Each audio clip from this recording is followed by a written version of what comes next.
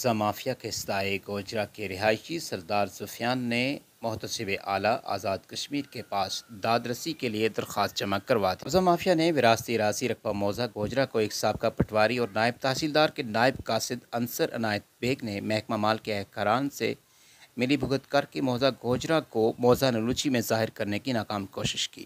کیوٹدار سردار سفیان ولد نعمت اللہ کی اراضی کیوٹ نمبر 40 اور 41 میں جیل سازی کرتے ہوئے توڑ پھوڑ کی مصدقہ ریکارڈ میں بھی نمبرات خسرہ نمبر 1136، 1137، 1138 موضع گوجرا کا حصہ ہے۔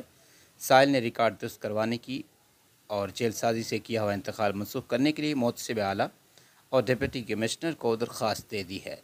سردار سفیان نے میڈیا کو بتایا کہ ان کی ملکیتی رقبے کو توڑ پھوڑ کر کے نائب تحصیلدار کے نائب قاصد نے ناجائز قبضہ کر رکھا ہے، جبکہ نائب قاصد کو نلوچی میں جگہ الاٹ ہوئی۔ نائب قاصد کی الاٹمنٹ موضع نلوچی میں کی گئی ہے، جبکہ موضع گوجرا میں زمین پر قابض ہے۔ انتقال 80 بدون سماعت اور رقم تحصیلدار سے درج کیا گیا ہے، جس کو انتقال درج کرنے کا سرے سے اختیار ہی نہیں ہے۔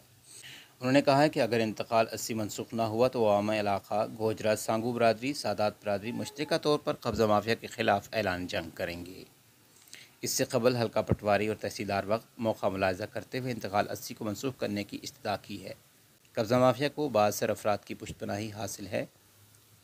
گوجرا میں منظم گروہ اور سرکاری اہلکار اس وقت قبضہ مافیا کی سرپرستی کر رہے ہیں۔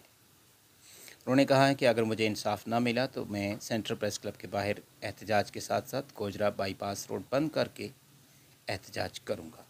انہوں نے وزیر اعظم، Azad Kashmir chief secretary, SMBR اور محتسب اعلیٰ سے اپیل کی ہے کہ ان کے وراثتی رقبے پر قبضہ کرنے والوں کو گرفتار کر کے جیل سازی میں ملوث افراد کو کیفر کردار تک پہنچایا جائے۔ محمد لطیف عوام نیوز، مظفر آباد، آزاد کشمیر۔